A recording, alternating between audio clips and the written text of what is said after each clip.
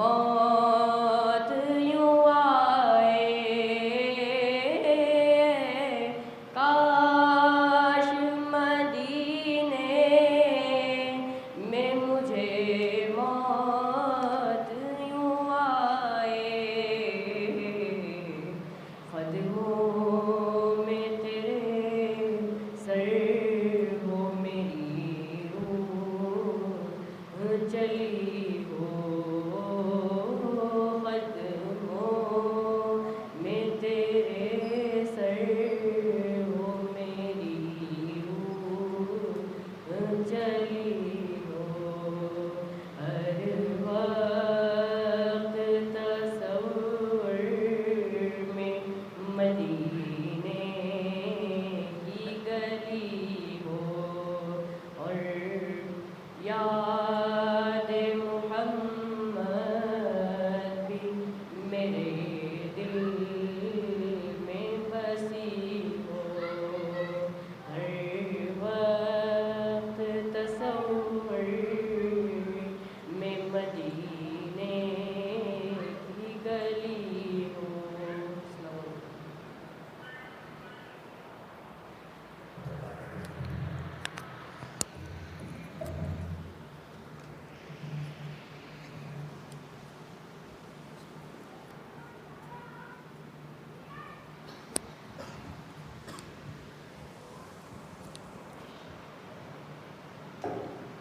السلام علیکم ورحمۃ اللہ وبرکاتہ. اعوذ باللہ من الشیطان الرجیم. بسم اللہ الرحمن الرحیم.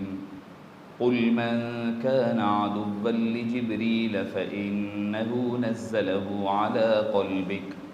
على قلبك بإذن الله مصدقا لما بين يديه وهدى وبشرى للمؤمنين. من كان عدوا لله وملائكته ورسله وجبريل وميكال فإن الله عدو للكافرين. ولقد أنزلنا إليك آيات بينات وما يكفر بها إلا الفاسقون. أَوَكُلَّمَا عَاهَدُوا عَهْدًا نَبَذَهُ فَرِيقٌ مِّنْهُمْ بَلْ أَكْثَرُهُمْ لَا يُؤْمِنُونَ. وَلَمَّا جَاءَهُمْ رَسُولٌ مِّنْ عِندِ اللَّهِ مصدق لما معهم نبذ فريق من الذين أوتوا الكتاب كتاب الله وراء ظهورهم كأنهم لا يعلمون. واتبعوا ما تتلو الشياطين على ملك سليمان وما كفر سليمان ولكن الشياطين كفروا يعلمون الناس السحر وما أنزل على الملكين ببابل هاروت وماروت وما يعلمان من أحد حتى يقولا إنما نحن فتنة فلا تكفر فيتعلمون منهما ما يفرقون به بين المرء وزوجه وما هم بضارين به من أحد إلا بإذن الله ويتعلمون ما يضرهم ولا ينفعهم وَلَقَدْ عَلِمُوا لَمَنِ اشْتَرَاهُ مَا لَهُ فِي الْآخِرَةِ مِنْ خَلَاقٍ وَلَبِئْسَ مَا شَرَوْا بِهِ أَنفُسَهُمْ لَوْ كَانُوا يَعْلَمُونَ. وَلَوْ أَنَّهُمْ آمَنُوا وَاتَّقَوْا لَمَثُوبَةٌ مِّنْ عِندِ اللَّهِ خَيْرٌ لو كانوا يعلمون. صدق الله العظيم وصدق رسوله النبي الكريم ونحن على ذلك لمن الشاهدين والشاكرين والحمد لله رب العالمين. فقد قال الله تبارك وتعالى في شأن حبيبه وإن الله وملائكته يصلون على النبي يا أيها الذين آمنوا صلوا عليه وسلموا تسليما. اللهم صل وسلم وزد وبارك على حبيبك سيدنا ونبينا ومولانا محمد وعلى آله وصحبه أفضل صلواتك وعدد معلوماتك وبارك وسلم صلاة وسلاما عليك يا سيدي يا حبيب الله صلی اللہ تعالی علیہ وسلم. معزز سامعین کرام، شفیق بزرگوں اور عزیز ساتھیوں، جیسا کہ آپ حضرات بخوبی واقف ہیں کہ درس قرآن کریم جو ہر اتوار بعد نماز ظہر ہوا کرتا تھا، مگر چونکہ دن کے وقت عاجز کی ملازمت کے سلسلے میں مصروفیات کے باعث، چونکہ مسئلہ یہ تھا کہ یا تو میں جمعہ چوز کر سکتا تھا یا اتوار، یا میں اتوار کو چھٹی لوں تو جمعہ جانا پڑتا، یا جمعے کے دن چھٹی لوں تو اتوار جانا پڑتا. چونکہ دو میں سے کوئی ایک چیز تھی تو میں نے کہا بھائی، کیونکہ جب فزیکلی آپ کو جانا پڑتا ہے تو ہو سکتا ہے کئی مرتبہ نماز کی بھی قربانی دے دینی پڑتی ہے، چونکہ کوئی میٹنگ آ جائے، کوئی ایسا مسئلہ آ جائے تو آپ نکل نہیں سکتے، تو لہٰذا کئی مرتبہ مختلف مقامات پر جمعہ پڑھانے بھی ہوتے ہیں. تو اس وجہ سے عاجز نے اتوار کی ورکنگ ڈے اور جمعے کی چھٹی کو قبول کیا. تو اس وجہ سے اتوار کے دن میں عاجز کی مصروفیات کے باعث، چونکہ ہفتے کے دن ٹولی چوکی میں ہوتا ہے اور پھر رہ گیا جمعرات کا دن، تو جمعرات کے دن حضرت نے اسی مقصد کے تحت ختم دلائل الخیرات رکھا تھا. بعد میں جب ہم لوگ کچھ بات آئی تھی ایک مرتبہ تو ہم نے کہا کہ بھئی دلائل الخیرات کو کوئی اور دن رکھتے ہیں، تو آپ نے فرمایا نہیں بیٹے، نہیں چینج کرنا اس کو. بولے کیوں؟ تو فرمائے کیونکہ حدیث پاک میں آیا ہے کہ جمعے کے دن مجھ پر کثرت سے درود پاک پڑھو. آپ صلی اللہ علیہ وسلم نے حکم دیا فَأَكْثِرُوا الصَّلَاةَ عَلَيَّ يَوْمَ الْجُمْعَةِ، مجھے پر جمعے کے دن کثرت سے درود و سلام پڑھو. تو آپ فرماتے کہ جمعرات جیسے ہی مغرب لگتی ہے تو جمعے کا آغاز ہو گیا، تو جمعے کے دن کا آغاز درود و سلام سے کرنا ہے. تو اس وجہ سے ختم دلائل الخیرات قصید بردے کی جو جمعرات کی محفل ہے وہ ہے، اب اس کو تو ہٹا نہیں سکتے. میں جمعرات ہفتے کے دن سے چینج کرنے کے لیے کوشش کرا مگر وہاں پر نہیں ہو پا رہا، اتوار کے دن ان کے پاس درس ہے. تو بہرحال چونکہ اس مسجد کی ابتدا سے جو حضرات قدیم ہیں ان کو پتہ ہے کہ ابتدا سے اتوار کے دن کا درس مسجد کے بننے سے لے کر کے میں سمجھتا ہوں کہ مصطفیٰ شریف صاحب کے درس قرآن کے اختتام تک تسلسل کے ساتھ کم و بیش 20-22 سال مسلسل یہ محفل مغرب کے بعد ہی رہا کرتی تھی. تو کئی نسبتیں تھیں تو اس وجہ سے اس کو مغرب کے بعد منتقل کیا گیا. معزز سامعین کرام، گزشتہ درس میں ایک جو علمی بحث تھی جس کی طرف میں نے اشارہ کیا تھا وہ یہ تھا کہ نبی قتل ہو سکتے ہیں مگر رسول قتل نہیں ہو سکتے. ایک یہ علمی بحث ہے. میں چونکہ گزشتہ درس سے اس درس کا تعلق کیا ہے جوڑنے کے لیے آپ کو بتا رہا ہوں کہ نبی جو ہے کئی انبیاء قتل ہوئے ہیں. یحییٰ علیہ السلام نبی تھے، قتل کیا گیا. زکریا علیہ السلام نبی تھے، قتل کیا گیا. شعیب علیہ السلام، کئی انبیاء کی تاریخیں ملتی ہے کہ انبیاء کرام کو قتل کیا گیا. مگر رسول چونکہ کیا ہوتا ہے اللہ تعالیٰ کی کتاب اور اللہ تعالیٰ کی شریعت اور خود اللہ تعالیٰ کا ریپریزنٹیٹو ہوتا ہے، تو اس کا قتل کیا جانا شریعت مطہرہ کے خاتمے کی علامت ہوتی ہے. تو اس وجہ سے اللہ نے کسی رسول کو شہادت نہیں دی اور کوئی رسول کو قتل نہیں کر سکے. حضرت عیسیٰ علیہ السلام کو حضرت موسیٰ کو قتل کرنے کی سازش کی گئی، کامیاب نہیں ہوئے. حضرت عیسیٰ علیہ السلام کو قتل کرنے کے لیے سولی پر چڑھانے کی کوشش کرے، نہیں کر سکے. آپ صلی اللہ علیہ وسلم نے حالانکہ شہادت کی دعا مانگی، اے اللہ مجھے شہادت کی موت نصیب فرما، آپ نے دعا مانگی. یقیناً اللہ تعالیٰ نے وہ دعا قبول کی. حضرت امام حسن امام حسین کی شکل میں آپ صلی اللہ علیہ وسلم کو زہر دیا گیا. آپ صلی اللہ علیہ وسلم نے زہر کا دیا ہوا گوشت آپ نے نوش بھی فرمایا، اس کے باوجود آپ کو شہادت نہیں ملی. کیوں؟ کیونکہ رسول کی شہادت اللہ تعالیٰ کے بنائے ہوئے نظام کا خاتمہ تصور ہوتا ہے. اسی لیے احد کے میدان میں، جیسے کہ گزشتہ جمعہ تھی بحث تو میں نے ذکر کیا کہ احد کے میدان میں جنگ ہوئی، لڑائی ہوئی، سب ہوا، مگر مسلمانوں کو ناکامی شکست نہیں ہوئی. کیوں؟ کیونکہ جو کمانڈر ان چیف اور نبی کی شہادت ہو جائے تو وہ قوم کی ناکامی تصور ہوتی ہے. آپ صلی اللہ علیہ وسلم یقیناً اس میں زخمی ہوئے، آپ کے دندان مبارک زخمی ہوئے، مگر اس کے باوجود آپ صلی اللہ علیہ وسلم بقید حیات رہیں۔ تو اس وجہ سے اللہ تعالیٰ نے رسولوں کو عام جو نیچرل ڈیتھ ہوتی ہے وہ ذریعوں سے اللہ تعالیٰ نے دنیا سے رخصت فرمایا ہے۔ انبیاء کرام شہید ہوئے، قتل کیے گئے، مگر رسولوں کو اللہ نے شہادت سے محفوظ فرمایا ہے۔ یہ ہمارے گزشتہ درس کی جو اہم بات تھی۔ اب تک اگر آپ جو درس کا خلاصہ اگر کہیں تو یہ تھا کہ بنو اسرائیل نے جو عمومی طور پر لوگوں میں برائیاں پائی جاتی تھی وہ برائیوں کا ذکر ہوتا ہے۔ اب چونکہ یہاں سے مسلسل 3 رکوعات ہیں، 3 رکوعات میں خاص وہ کام جو بنو اسرائیل عمومی طور پر کرتے تھے، یہود و نصارہ، ان چیزوں کی طرف پوائنٹ آؤٹ کر کے مسلمانوں کو کہا جا رہا ہے تم ان چیزوں سے پرہیز کرو۔ اور اس کے بعد بنو اسرائیل کی طرف سے جو اللہ نے منتخب بندے ہیں، اللہ کے فیوریٹ قوم ہے، وہ جو ٹائٹل تھا وہ ٹائٹل لے کر کھینچ لیا، ان سے کھینچ کر اللہ تعالیٰ نے امت مسلمہ کو عطا فرمایا۔ اس کا آغاز یا بنی اسرائیل اذکروا کے بعد وَإِذِ ابْتَلَىٰ إِبْرَاهِيمَ رَبُّهُ انشاءاللہ 2 رکوع کے بعد اس کا آغاز ہوتا ہے۔ تو آج کے اس درس میں ایک خاص 2 باتیں جس کی طرف اللہ نے اشارہ فرمایا ہے جو یہودیوں اور نصارہ میں عمومی طور پر پائی جاتی تھی، اور ایک خاص چیز جو جادو وغیرہ جس کو ہم کہتے ہیں، اس کے حوالے سے بھی آج کا درس بڑا اہمیت کا حامل ہے۔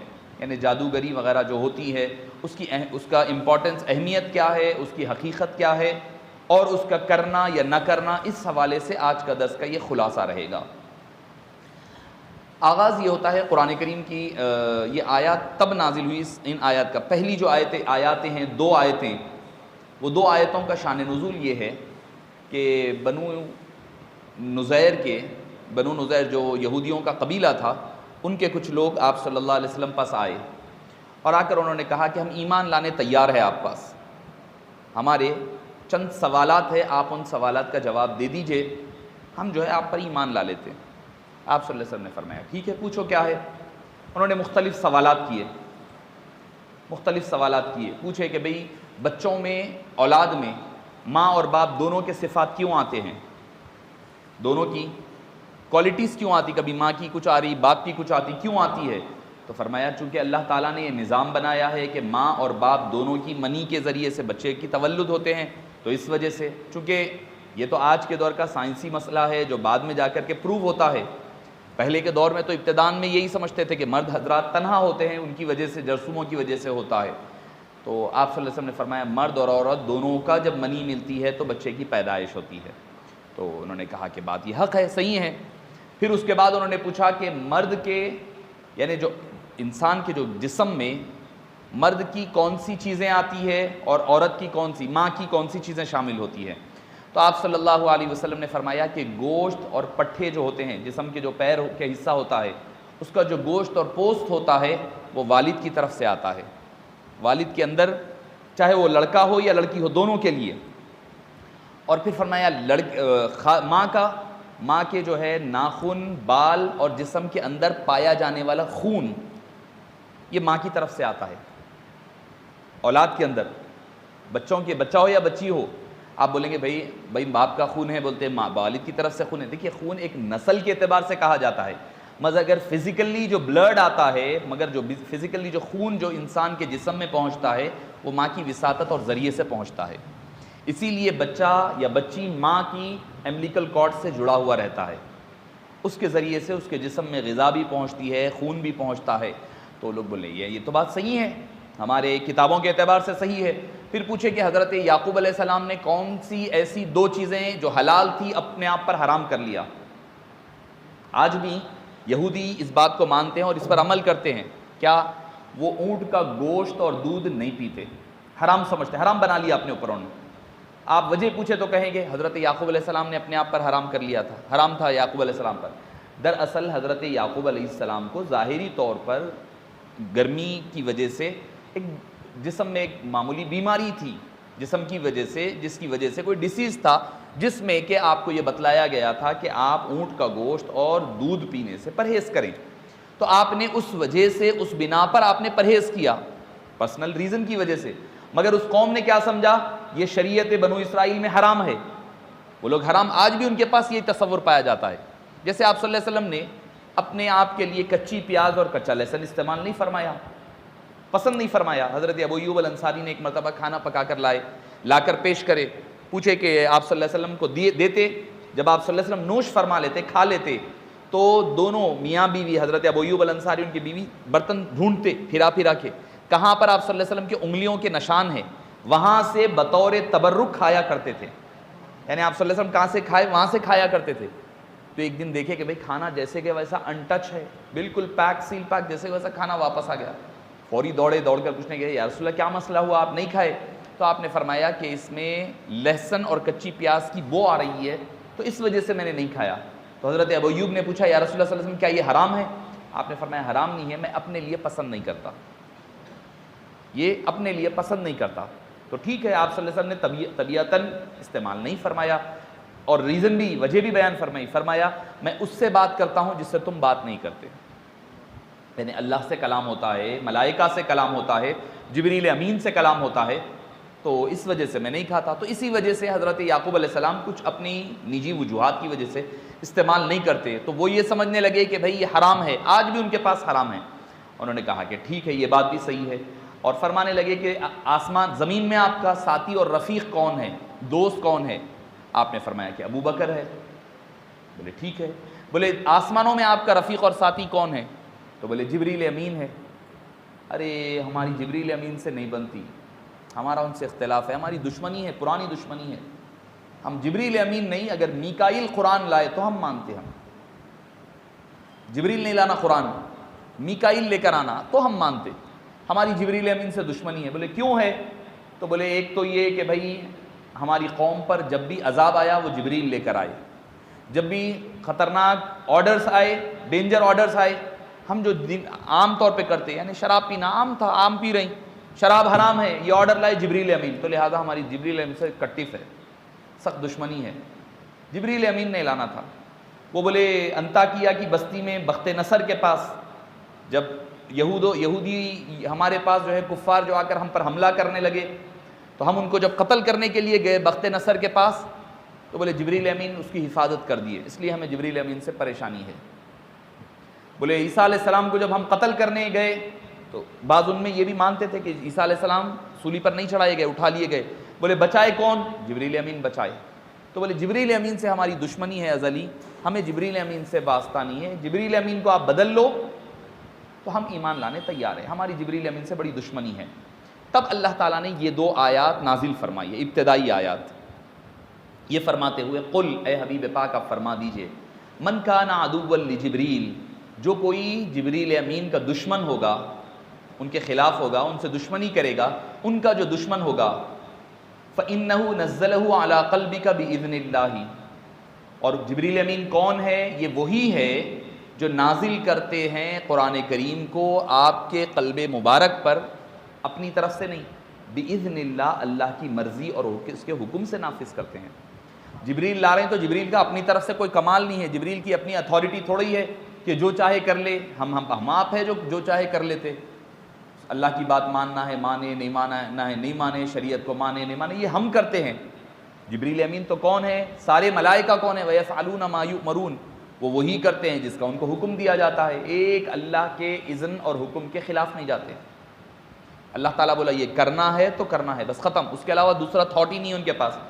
علماء کرام تو فرماتے ہیں وہ کر ہی نہیں سکتے، ان کے ذہن میں وہ چیز رکھی نہیں گئی، نافرمانی کا ان کے اندر مادہ ہی نہیں رکھا اللہ تعالیٰ نے۔ ایک روایت، ایک یہ ہے کہ اللہ کے قرب میں رہنے کی وجہ سے وہ کر تو سکتے ہیں مگر کرتے نہیں ہیں، یعنی نافرمانی نہیں کرتے وہ۔ اللہ تعالیٰ بولا سجدہ کرو، بس سجدہ ہی کرتے، رکوع نہیں معلوم ان کو، رکوع کرو بولے رکوع ہی کر رہی، جو کرو بولے وہی کرنا، یہ ملائکہ کرام کا کام ہے۔ تو فرمایا کہ بھئی کیا تم یاد سمجھ رہی کہ بھئی جبریل امین اپنی طرف سے آ کے قرآن نازل کرتے؟ نہیں، وہ تو میں بھیجتا ہوں تب جا کر کے تم قرآن نازل کرتے ہیں۔ بنو اسرائیل پہ جب بھی عذاب آیا وہ جبریل امین لے کر آئے، انطاکیہ کی بستی کو ہاتھ میں اٹھایا، ہلا کر کے پلٹا دیا، قوم لوط پر پتھروں کی بارش برسائی گئی، یہ سارے کام اللہ نے جبریل امین علیہ السلام کے ذریعے سے فرمایا۔ اور جبریل امین یعنی اللہ بتلانا کیا چاہتا ہے کہ جبریل امین جیسا طاقتور فرشتہ بھی اللہ کے حکم اور اس کے آرڈر کے انڈر میں ہے، اللہ جو کرو بولے وہ کرتے، تو اتنا پاورفل فرشتہ ہے وہ بھی اللہ کے حکم کے آگے ہے، تو آپ اندازہ لگائیے اللہ تعالیٰ کے قدرت اور اس کے فیصلے اور طاقت کا اندازہ کیا ہوگا۔ تو فرمایا کہ قل من کان عدوا لجبریل، جو کوئی جبریل امین کا دشمن ہے، حالانکہ جبریل اپنی طرف سے نہیں، وہ اللہ کے حکم سے، اس کی مرضی سے قرآن کریم لا کر حبیب پاک کے قلب مبارک پر نازل کرتے ہیں، ان کا کام اللہ کے حکم کے تابع ہے۔ تو قرآن کریم کا جو پہلا نزول ہے، قرآن کی الفاظ جو عربی زبان سمجھتے ہیں وہ اس کا لطف لے سکتے ہیں۔ قرآن کے لیے اترنے کے لیے دو لفظ آئے ہیں، انزلناہ ایک آیا، نزلناہ ایک آیا۔ انزل ینزل مطلب ایک ہی وقت میں پورا مکمل نازل کر دینے کو انزلہ کہا جاتا ہے۔ نزل ینزل آہستہ آہستہ رک رک کر تھوڑا تھوڑا تھوڑا تھوڑا نازل کرنے کو تنزیل کہا جاتا ہے۔ قرآن میں ہے سورہ قدر میں، انا انزلناہ فی لیلۃ القدر، قدر کی رات میں، لیلۃ القدر میں ہم نے قرآن کریم کو نازل، یعنی ایک ہی وقت میں نازل کر دیا۔ وہ اس کا مطلب کیا ہے؟ لوح محفوظ میں اللہ کے علم میں یہ محفوظ تھا قرآن، پورا قرآن 30 پارے، 114 صورتیں، پوری آیات اللہ نے ایک ہی رات میں شب قدر میں مکمل طور پر اللہ تعالیٰ نے اس کو آسمان دنیا پر نازل کر دیا، پورا قرآن ایک ہی وقت میں، اس لیے وہاں انزلناہ استعمال ہوا۔ یہاں پر آیا نزلہ، ہلو ہلو، پھر وہاں سے 23 سال کے عمر کے وقفے میں 23 سال میں حضرت جبریل امین اللہ کے حکم سے تھوڑا تھوڑا قرآن لے جا کے کہتے ہیں اللہ، یہ اللہ نے، یہ آپ کو، اے اللہ کے حبیب، یہ اللہ نے آپ کو بھیجا ہے قرآن، یہ 2 آیتیں ہیں، 5 آیتیں ہیں، ایک سورہ ہے، آہستہ آہستہ پورا قرآن 23 ایئرز 23 سال میں نازل ہوا۔ 23 سال کے مکمل عرصے میں اللہ تعالیٰ نے مکمل قرآن کریم کو آپ صلی اللہ علیہ وسلم کے قلب مبارک پر مکمل طور پر نازل فرمایا۔ اور اچھا، قرآن نازل کرا تو بعض لوگ یہ سمجھ لیے نعوذ باللہ جبریل امین جو ہے آپ صلی اللہ علیہ وسلم کے استاد ہے، لکھنے والے لکھ دیے حضرت جبریل امین آپ صلی اللہ علیہ وسلم کے استاد ہے۔ وہ کئی کو جبریل آئے نا قرآن لے کے قرآن اتارے۔ معزز سامعین کرام، جبریل امین قرآن ایک لاتے اللہ کے حکم سے، مگر وہ قرآن کا علم اللہ نے حبیب پاک کو پہلے سے عطا کر دیا تھا، پہلے سے حبیب پاک کو علم تھا قرآن کریم کا، قرآن یاد بھی تھا۔ حدیث پاک میں میرۃ المناجی میں امام احمد یار خان نعیمی علیہ الرحمہ نے لکھا ہے کیا کہ آپ صلی اللہ علیہ وسلم ہر سال رمضان میں مکمل قرآن آپ صلی اللہ علیہ وسلم حضرت جبریل کو سناتے، اور جبریل امین مکمل قرآن آپ صلی اللہ علیہ وسلم کو ہر رمضان میں سناتے۔ اب بھائی پہلا رمضان جب آیا اعلان نبوت کے بعد، وہاں تو 1-2 پارے نازل ہوئے تھے ہوں گے، ٹوٹل ملائے تو قرآن، پورا قرآن کہاں سے سنائے پھر؟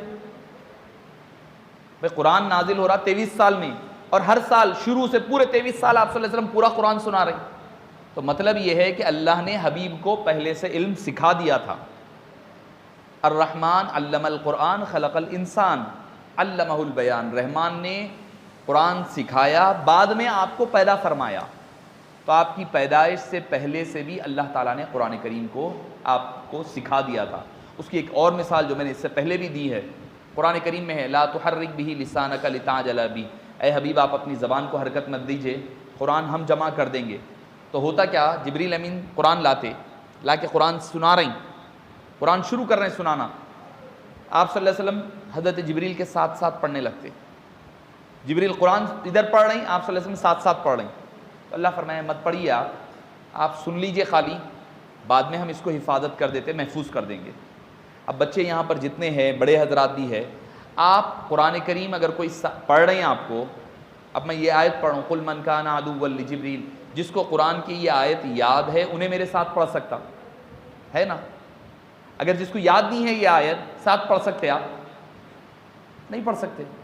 تو جو حافظ ہے، حفاظ ہے، حافظاں بیٹھے ہوئے ہیں، حافظاں ساتھ ساتھ پڑھ سکتے۔ اب جو غیر حافظ ہے، جن کو یہ آیت یاد نہیں ہے، وہ سن کے 2 بار بھی پڑھا تو ساتھ نہیں پڑھ سکتے، 2-3 بار بھی پڑھ لوں میں اگر، قل من کان عدوا لجبریل فإنہ نزلہ علی قلبک بإذن اللہ، نہیں پڑھ سکتے، کیوں؟ یاد نہیں ہے۔ اگر میں یہ آیت کی بجائے آیت الکرسی پڑھوں، اللہ لا الہ الا هو، آپ پڑھ سکتے اکثریت اس میں ہی، کیونکہ یاد ہے آپ کو۔ اس کی بجائے اور آسان، اگر میں قل هو اللہ احد پڑھوں، پورے مل کے ساتھ پڑھ سکتے نا؟ کیوں؟ کیونکہ وہ یاد ہے آپ کو۔ تو جو چیز یاد رہتی ہے پہلے سے، تبھی آپ ساتھ ساتھ پڑھ سکتے ہیں۔ جیسے ختم میں پڑھتے ہم نا قل هو اللہ احد، بولتے پورے پڑھتے ساتھ میں، یاد ہے وہ سورہ۔ اس کی بجائے دوسرا قرآن کا حصہ اگر میں پڑھوں تو آپ لوگ ساتھ نہیں پڑھ سکتے۔ تو پتہ کیا چلا حبیب پاک صلی اللہ علیہ وسلم ساتھ ساتھ پڑھتے تھے، مطلب کیا ہوا؟ قرآن بعد میں نازل ہو رہا ہے، پہلے سے وہ قرآن حبیب پاک کو یاد ہے۔ قرآن بعد میں نازل ہو رہا، پہلے سے وہ یاد ہے آپ صلی اللہ علیہ وسلم کو، تو قرآن نازل ہو رہا ہے، حبیب پاک ساتھ ساتھ پڑھ رہے ہیں۔ تو معزز سامعین کرام، اللہ تعالیٰ فرما رہا ہے جبریل امین اپنی طرف سے نہیں نازل کرتے، اللہ کے حکم سے آپ کے قلب مبارک پر اتارتے ہیں۔ وہ کیا چیز اتارتے؟ مصدقا لما بین یدی، جو آپ کے پاس ہیں پہلے سے، اس کی وہ تصدیق کرتے ہوئے، یعنی پہلے سے جو قرآن سے پہلے جو کتابیں آئی، توریت آئی، انجیل آئی، زبور آئی، جو کچھ پہلے کتابیں آئی اس کی تصدیق کر رہی۔ مطلب کیا؟ کہ پہلے کے انبیاء کرام کی کتابوں کو بھی ویریفائی قرآن کر رہی، یعنی توریت ٹھیک ہے، وہ جو جتنی تورات نازل ہوئی تھی نا وہ صحیح تھی، قرآن بول رہا اس کا۔ کیا ہوتا اکثر ہم بینک میں اس میں لے گئے، چیک لکھ گیا، مثال کے طور پہ میں چیک لکھ گیا، لکھ لے کے پورا کلرک کو دینا پڑتا، کلرک دیکھ کے سائن کرتا ہوں، سسٹم میں چیک کر لیتا، ہاں صحیح ہے، چیک کرتا، کر کے پھر دوسرے سپروائزر کو بھیجتا، سپروائزر چیک کر کے اس کے اوپر پھر سائن کرتا انہیں، اس کے بعد وہ مینیجر کن جاتا، چیک گئے بعد مینیجر بھی پھر پورا چیک کر کے لاسٹ میں ویریفائی کرتا۔ تو مطلب کیا؟ اب اس کے بعد آپ کو اماؤنٹ ہاتھ کو دیا جاتا، یہی ہوتا نا سسٹم۔ تو جو ویریفیکیشن ہوتا ہے، قرآن کریم ویریفائی کر رہا ہے پہلے کی کتابوں کو، یعنی پہلے توریت میں جو تھا وہ صحیح ہے، یہ قرآن بتا رہا آپ کو، انجیل میں جو تھا صحیح ہے، وہ قرآن کریم بتا رہا ہے، وہ حبیب پاک صلی اللہ علیہ وسلم ویریفائی کر رہے ہیں۔ تو قرآن خالی تنہا قرآن نہیں ہے، قرآن کے اندر توریت بھی ہے، قرآن کے اندر انجیل بھی ہے، قرآن کے اندر زبور بھی ہے، پوری کتابوں کو جمع قرآن کریم نے اپنے اندر سما لیا ہے۔ فرماتے ہیں کہ وَهُدًى وَبُشْرَى لِلْمُؤْمِنِينَ، اور اس قرآن میں جو جبریل امین لاتے ہیں وہ مار دھاڑ کی باتیں نہیں ہیں، خالی اس میں خالی عذاب کی آیتیں لاتے جبریل نہیں، پہلی چیز تو ہدایت کی باتیں لاتے۔ سب سے پہلا کام قرآن کریم کا، اللہ کی کتابوں کا ہدایت ہے، سب سے پہلا کام ہدایت ہے۔ کل میرے پاس ایک سوال آیا تھا سائنس کے حوالے سے، ایک چل رہا ہے مسئلہ کیا کہ بھئی زمین رکی ہوئی ہے یا ہل رہی ہے، زمین ساکت ہے یا حرکت میں ہے، سوال چل رہا ہے، بہت زیادہ آپ لوگ بھی سنے ہوں گے۔ تو میرے سامنے جب یہ آیا کہ بھئی مصعب اس کے جواب چاہیے تھا میرے سے ویڈیو بنانے کے لیے، میں بولا بھئی یہ ایک مسئلہ ایسا ہے جس کا میں نہیں سمجھتا کہ اتنا زیادہ اس کو غور طلب مسئلہ نہیں ہے، کہ کوئی ایمان کا اور کفر کا مسئلہ نہیں ہے۔ زمین ساکن ہے یا حرکت میں ہے؟ سائنس بول رہی زمین جو ہے پھر رہی ہے، موومنٹ ہے، اسی لیے اس کے اندر گریوٹی ہے تو ہم لوگ زندہ ہے، سانس لے رہے ہیں، کر رہے ہیں۔ زمین جو ہے چاند سورج وغیرہ کے اطراف میں پھر رہی ہے، ساکن نہیں ہے، حرکت میں ہے۔ اب بعض علماء کرام نے، ہمارے علماء نے، مفسرین نے یہ کہا کہ نہیں، زمین حرکت میں نہیں ہے بلکہ ساکن اپنے مقام پر ٹھہری ہوئی ہے، دوسرے جو سارے ستارے سیارے ہیں وہ پھر رہے ہیں۔ تو میں نے کہا بھائی قرآن کریم کو اس لیول پر لانی ہی نہیں چاہیے کہ بھئی جو چیز وہ ثابت کرنا چاہ رہے ہیں ہم اس کو قرآن کریم سے لے آ کر کے میچ کر رہے ہیں، نہیں، یہ نہیں ہونا چاہیے۔ قرآن کریم کو ایک سائنس کی کتاب ہے نہیں جس سے آپ سائنسی ایجادات کو ویریفائی کر رہے ہیں، انوویشنز جو ہو رہے ہیں اس میں، انوینشنز جو ہو رہے ہیں اس کو آپ اس سے کمپیئر کر رہے ہیں، یہ کوئی مسئلہ ہے ہی نہیں کوئی۔ قرآن ذالک الکتاب لا ریب فیہ ھدی للمتقین، پہلے لفظ میں قرآن نے کہہ دیا یہ کوئی اور کام نہیں ہے، یہ سائنس سے چھوٹی چیزیں ہیں، یہ سائنسی تحقیقات ایجادات یہ سب چھوٹی معمولی حقیر چیزیں ہیں، انسان کی چیزیں ہیں۔ یہ قرآن کا مقصد یہ نہیں ہے، قرآن کا مقصد ھدی للمتقین، یہ ہدایت کی کتاب ہے، یہ قصے کہانی کی یا سائنسی چیزیں کی ویریفائی کرنے کی چیز نہیں ہے، بلکہ اس کا کام، اصل کام ہدایت ہے، اصل کام۔ کوئی ذیلی چیزیں جو قرآن و حدیث سے نہیں ٹکراتی ہوئی آ جائے ٹھیک ہے، اس کے بیان کرنے میں کوئی قباحت نہیں ہے۔ بھئی پہلے سائنس کیا بولے تھے؟ زمین جو ہے حرکت نہیں کرتی، اپنی جگہ پہ ٹھہری ہوئی ہے، تو ہمارے علماء کیا کریں، اس کی تائید میں کتابیں لکھ دی ہیں۔ ہم لوگ جلدی پریشان ہو جاتے، ارے بھائی سائنس ایسا بولی نا، آپ قرآن کی کوئی بھی کھینچ تان کے آیتیں لا کر جوڑنا، کیا بولتا ہے بھائی اس کا تعلق اس سے ہے، اس سے یہ ثابت ہو رہا بول۔ اچھا اگر ثابت نہ بھی ہوتی ہے، سائنس جنات کو شیاطین کو نہیں مانتی، سائنس جن اور شیطان کو نہیں مانتی، قرآن تائید کر رہا، قرآن میں ہے جن بھی ہے شیاطین بھی ہے، آپ کیا کرتے؟ صراحت کے ساتھ ہے، جن کا ذکر بھی قرآن میں ہے، وما خلقت الجن والانس الا لیعبدون، شیطان ہے، جن ہے، سورہ ہے قرآن میں، کیا کرتے آپ؟ سائنس کو مانتے، قرآن کو مانتے، آپ قرآن کو ماننا ہے۔ ہمارا ایمان سائنس پر نہیں ہے، ہمارا ایمان قرآن کریم پر ہے۔ اب رہی بات زمین ساکن ہے یا حرکت میں ہے، اس حوالے سے کوئی کلیئر کٹ بات قرآن میں ہے نہیں۔ کلیئر کٹ کوئی ایسی آیت نہیں ہے جس میں کلیئرلی کہہ دے. سورج چاند کے بارے میں ہے, والشمس تجری لمستقر لہا, چاند سورج گھوم رہا ہے. والقمر قدرناہ منازل, قرآن کے بارے میں ہے, چاند کے بارے میں ہے. کل فی فلک یسبحون, جو کچھ اسپیس میں ہے وہ بھی اپنے مقام پر روٹیٹ کر رہے ہیں, تیر رہے ہیں, قرآن میں یہ ہے. تو کئی چیزیں ایسی ہے جس کا تعلق سائنس سے نہیں ہے. اب سائنس بعد میں چینج بھی ہو سکتا ہے تھیوری, تو پھر کیا کریں گے آپ؟ تو معزز سامعین کرام, ایسی چیزیں جس کا تعلق, میں بتلانا یہ چاہ رہا ہوں, قرآن کوئی سائنسی چیز نہیں ہے, قرآن کوئی تاریخ کی کتاب نہیں ہے کہ تاریخ میں ڈیٹیل ملے. ہمارے لوگ اکثر کیا کرتے ہیں, ڈیٹیل ہونا, یہ ایسا تھا تو ایسا ہے, یہ ہے تو اس کی تفصیلات کیا ہے, یہ کیسا تھا, وہ کیا تھا, تفصیلات میں جانا چاہتے ہیں. تو قرآن کریم یہ ساری ڈیٹیلز نہیں بتاتا. قرآن جو ہے اصول اور ضابطے بتا دیتا ہے, جو انسان کی ہدایت کا فائدہ مند چیز رہے وہ قرآن کریم بتاتا ہے. قرآن کریم عربی ادب میں بہترین نمونہ ہے, سائنسی ایجادات ہے, بلاغت میں, اس میں تاریخ میں, قصص میں, سب ہے. مگر سب سے بہترین جو چیز ہے وہ ہدایت کی کتاب ہے.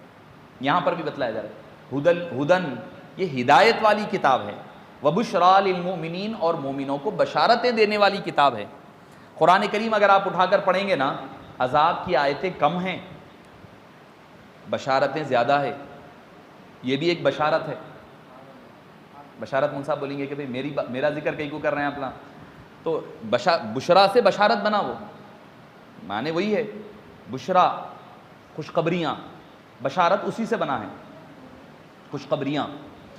تو آپ صلی اللہ علیہ وسلم کا لقب مبارک ہے بشیروں ولا قد جاءکم من اللہ بشیروں و نذیر فرمایا. پہلے بشارت کا ذکر ہے, بعد میں ڈرانے والے, پہلے خوشخبریاں سنانے والے, بعد میں ڈرانے والے. اللہ تعالیٰ کی, اللہ کے آسمان پہ لکھا ہوا ہے, عرش پہ لکھا ہوا ہے, کیا معلوم, سبقت رحمتی علی غضبی, اللہ کی رحمت اللہ کے غصے پر غالب آ گئی. اللہ کی رحمت اللہ کے غصے پر غالب آ گئی. قرآن میں بھی ورحمتی وسعت کل شیء, میری رحمت ہر چیز پر پھیلی ہوئی ہے. وسعت رحمتی کل شیء, ہر چیز پر اللہ کی رحمت.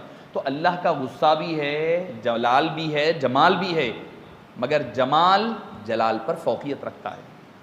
خالی ڈرا رہے ہیں لوگوں کو, نہیں دوزخ ہے, وہ ہے, جلیں گے, مریں گے, گرم پانی ہے, پیپ ہے, زخوم ہے, پانی ابلتا ہوا ڈالا, یقیناً ہے, ٹھیک ہے وہ ہے, مگر اللہ تعالیٰ نے رحمتیں, بشارتیں زیادہ سنائی ہے.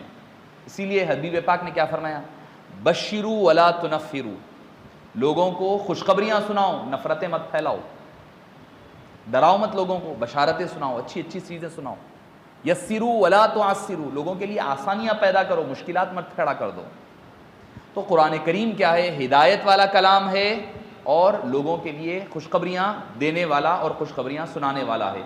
اللہ اب فرما رہا ہے, جبریل امین کا انٹروڈکشن دیا, دے کر اب کیا فرما رہا ہے, سنیے غور سے. من کان عدوا للہ وملائکتہ, جو کوئی اللہ کا دشمن ہے. حالانکہ وہ لوگ یہ نہیں بولے ہم اللہ کے دشمن ہیں, نہیں بولے, بولے جبریل کے دشمن ہیں. بولے من کان عدوا للہ, جو کوئی اچھا, ایک اور ان کا اعتراض کیا تھا معلوم ہے, جبریل امین سے دشمنی کا ریزن اور ایک تھا, سب سے اہم ریزن وہ کیا تھا, بولے قرآن جو ہے بنو اسرائیل کے کسی شخص کے پاس لا کے دینا تھا, ان کر نہیں دے کر آپ صلی اللہ علیہ وسلم کو دے دیے, اس سے بھی وجہ سے ہماری دشمنی ہے. یعنی بنو اسرائیل میں لا کے دینا تھا, کسی جو ہے اسرائیلی نبی کو لا کے دینا تھا قرآن, نہیں دے کر بنو اسماعیل کو لا کر دے دیا آپ صلی اللہ علیہ وسلم کو, یہ ہماری سب سے بڑی دشمنی ہے. اسی ضمن میں حضرت مجدد الفسانی رحمۃ اللہ علیہ نے اپنے مکتوبات میں ایک بات لکھی ہے اسی حوالے سے. کیا فرمایا کہ یہودیوں میں اور شیعہ میں, رافضیوں میں جو سملیرٹیز ہے, جو چیزیں ملتی جلتی ہے, وہ ذکر فرمایا.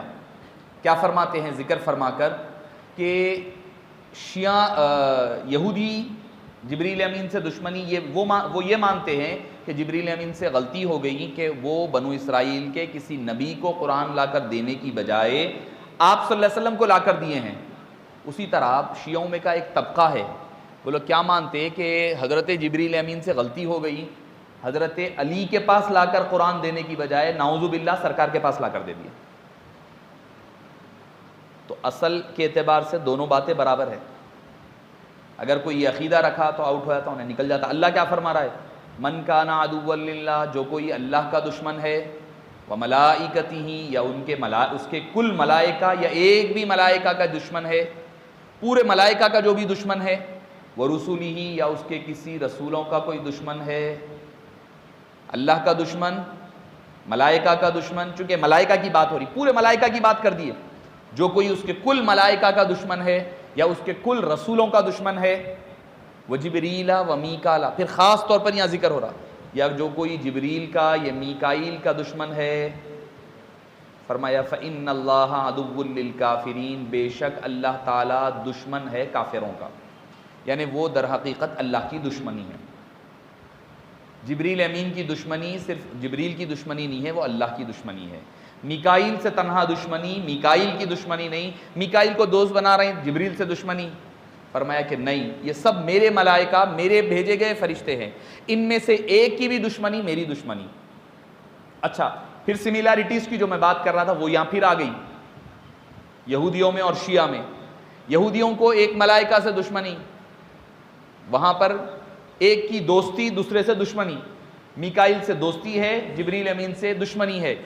اب یہاں پر آئیے کہ شیعوں کا معاملہ بھی کیا ہے، حضرت علی کی محبت میں دوسرے صحابہ سے دشمنی، تو فرمایا ایک کی وہاں دشمنی سب کی دشمنی، اسی طرح ایک صحابی کی دشمنی سارے صحابہ کی دشمنی۔ تو عقیدہ یہ ہونا چاہیے کہ اہل سنت والجماعت کا عقیدہ افراط و تفریط سے بچا ہوا عقیدہ ہے۔ فرمایا کہ اللہ تعالیٰ دشمن ہے اس کا جو جبریل کا دشمن ہے، میرے کسی رسول کا، یعنی آپ صلی اللہ علیہ وسلم کی طرف اشارہ ہے وہ، یعنی یہودیوں کا معاملہ کیا ہے، یہودی بولنے لگے ہم سب سے معاملہ نہیں ہے، ہمیں دشمنی نہیں ہے، مگر آپ صلی اللہ علیہ وسلم سے، چونکہ کیا، کیونکہ ہمارے پاس سے جو نبوت تھی وہ چلی گئی، اس لیے آپ صلی اللہ علیہ وسلم سے دشمنی ہے۔ فرمایا کہ ان کی دشمنی میری دشمنی ہے۔ تو عقیدہ اہل سنت والجماعت کا، عقیدۃ الطحاوی میں یہ ہے، ایک رسول یا نبی کا انکار سارے رسولوں کا انکار ہے، ایک رسول کا انکار ہے۔ کوئی بولے گا بھائی ٹھیک ہے بھائی، میں 1,24,000 میں سے 1,23,998 نبیوں کو مان رہا ہوں، صرف 2 کو نہیں مانتا میں، حضرت عیسیٰ کو اور آپ صلی اللہ علیہ وسلم کو۔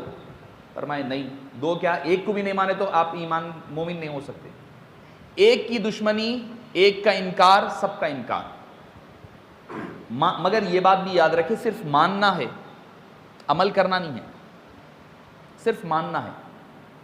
ان کی کتابیں پڑھنا عام آدمی کے لیے جائز نہیں ہے، بلکہ بعض فقہاء کرام نے تو حرام کہا ہے، جیسے توریت، انجیل وغیرہ پرانی کتابیں ہیں، اس کو ماننا تو دور کی بات ہے، کیونکہ وہ تحریف ہو گئی، تبدیل ہو گئی، اس وجہ سے اب قرآن جب آ گیا ہے تو یہی ہمارے لیے کافی ہے۔ آپ صلی اللہ علیہ وسلم نے حضرت عمر کے جیسے صحابی کو، جن کو فرمایا، جن کے شان میں کئی قرآن کی آیات نازل ہوئی، اب آنے والی آیت بھی شان نزول حضرت عمر فاروق ہے، آنے والی آیت کا، وہ عمر فاروق کو آپ صلی اللہ علیہ وسلم نے جب نانا کیا تو ہم آپ کس کھیت کی مولی ہے کہ ہم قرآن توریت اٹھا کے پڑھ رہے ہیں، انجیل اٹھا کے پڑھ رہے ہیں؟ قرآن ہے، قرآن کی حقانیت کو آپ پیش کرو، وہی کافی ہے، وہی سب سے زیادہ وافی ہے۔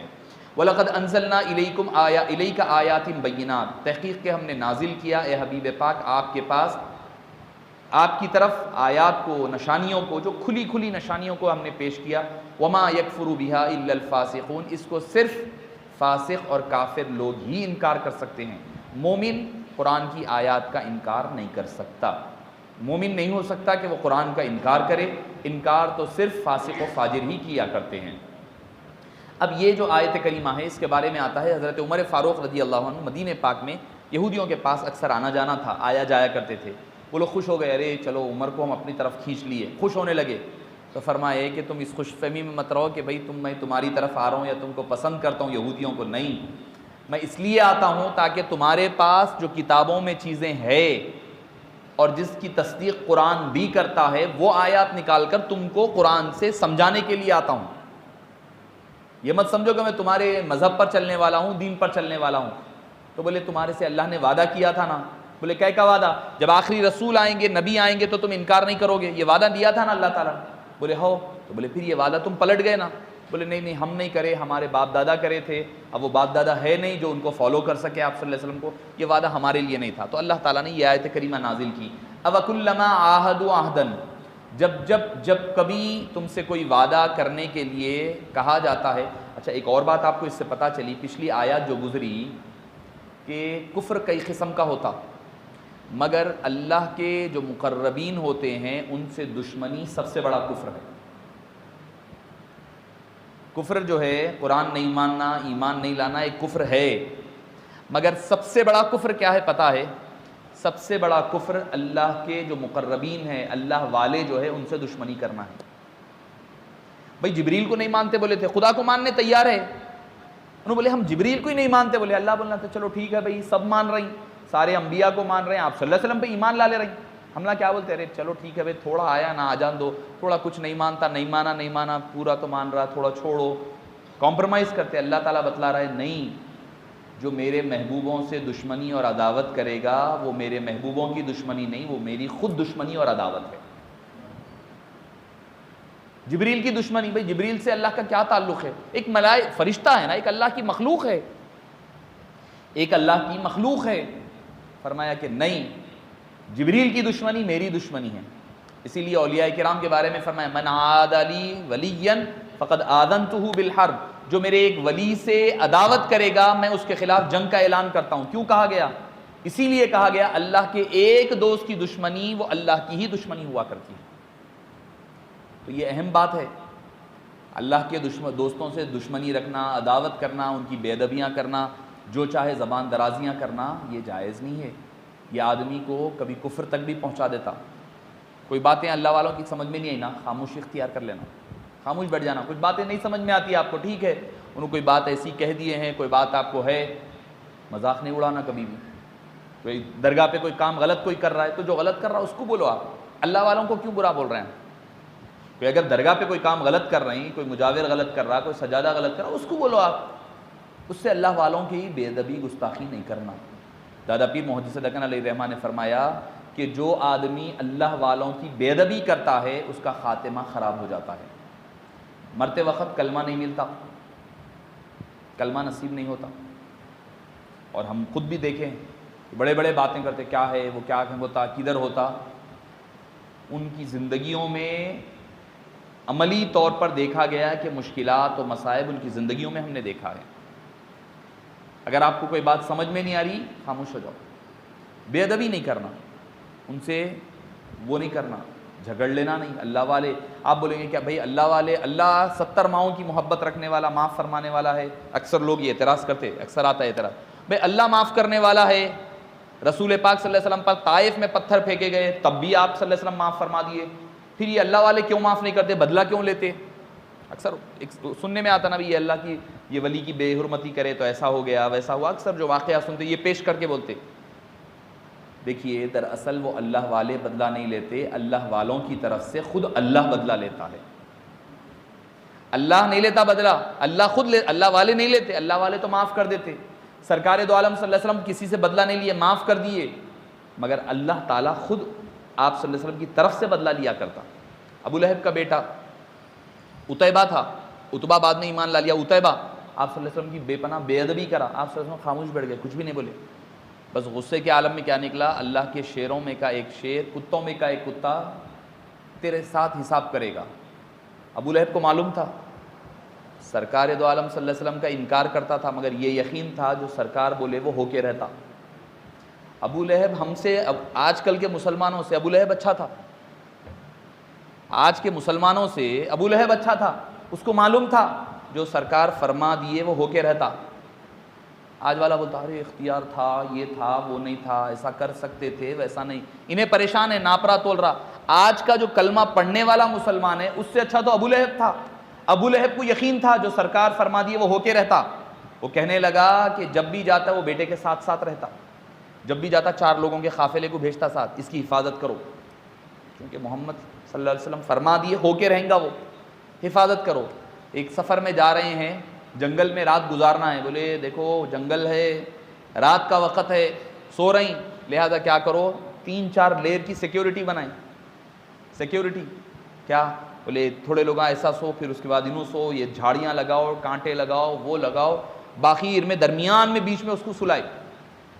جنگل سے ایک آیا، دوڑتے ہوئے آ کے چھلانگ مارا، پوری سیکیورٹیوں کے کوڈوں کو توڑ دیا ہوا، پورے ڈائریکٹ اٹیک کرا، چیر پھاڑ کرا، کھایا بھی نہیں۔ سرکار کے گستاخ کو کھاتا، کتے بھی نہیں کھاتے، کتے بھی نہیں کھاتے، منہ نہیں لگاتے، خالی چیر پھاڑ کر کے چھوڑ کے کود کے بھاگ گیا، خلاص جنگل سے آیا، ختم کرا، واپس چلے گیا۔ تو بے ادبی آدمی کو دنیا بھی خراب کر دیتی ہے، آخرت بھی خراب کر دیتی ہے۔ آدمی ہو سکتا ہے کہ عبادات میں کمزور ہو جائے، ہو سکتا ہے کہ وہ معافی ملے، مگر جو بے ادبی اور گستاخیاں ہوتی ہے اس کی معافی نہیں ملا کرتی۔ تو میں یہ عرض کر رہا تھا کہ اللہ کے بندوں کی، نیکوکاروں کی بے ادبی، دشمنی دراصل وہ اللہ کی دشمنی ہوتی ہے۔ تو فرمایا جب کبھی یہ وعدہ کرتے، نبذہ فریق منہم، ان میں کا ایک فریق کیا کرتا، ایک گروہ، ایک گروپ کیا کرتا، اس کو پیچھے ڈال دینا، نبذ ینبذ، پیچھے ڈالنا، پس پش ڈالنا، اگنور کر دینا، یعنی اس کو نہیں ماننا۔ بل اکثرہم لا یؤمنون، ایک فریق ہی، ایک گروپ نہیں بلکہ ان میں کی اکثریت نے ایمان نہیں لایا۔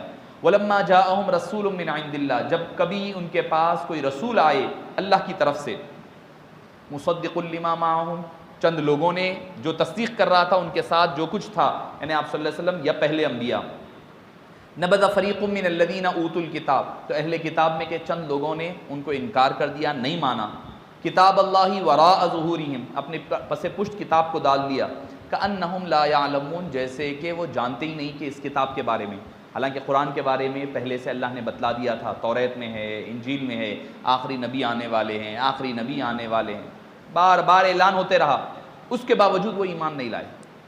کیا کیا؟ وراء ظہورہم کأنہم، ایسا پریٹینڈ کرتے جیسے کہ ان کو اس کتاب کے بارے میں کچھ علم ہی نہیں ہے۔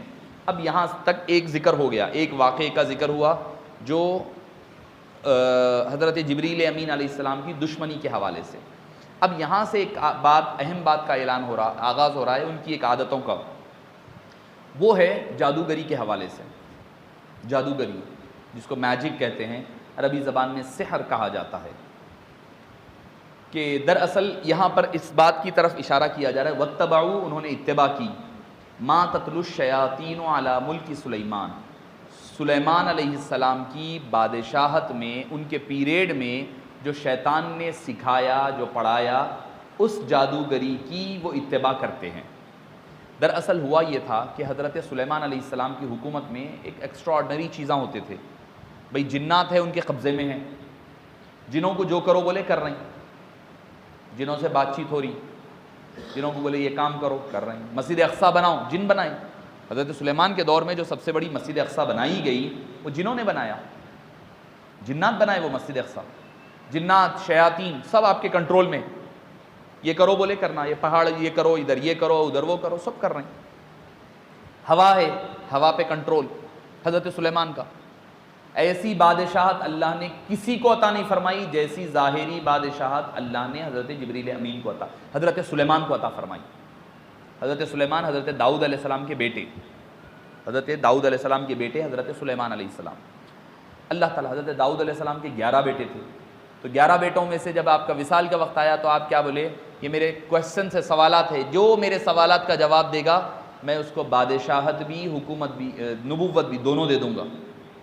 لوگ بولتے ہیں انبیاء کے پاس اختیار نہیں ہے، حضرت داؤد بول رہی بادشاہت بھی دے دوں گا، بادشاہت چلو ٹھیک ہے، سمجھ میں آنے والی چیزیں بادشاہت دے سکتے، نبوت بھی اسی کو دوں گا، تو مطلب یہ نبی کا اختیار بتلایا جا رہا ہے، داؤد علیہ السلام کا یہ اختیار ہے، تو آپ صلی اللہ علیہ وسلم کے اختیارات کا عالم کیا ہوگا۔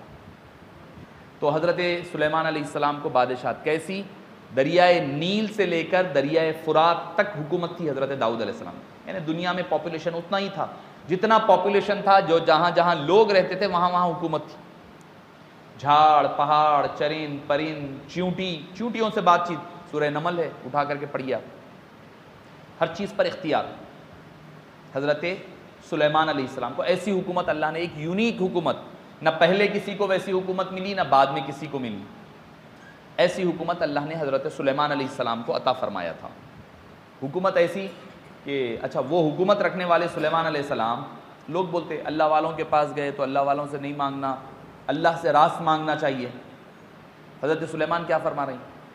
قال یا ایھا الملأ ایکم یأتینی بعرشها قبل ان یأتونی مسلمین، ملکہ بلقیس سے آنے سے پہلے کون ہے جو میں اس کے تخت کو میرے پاس لا کر رکھ دے؟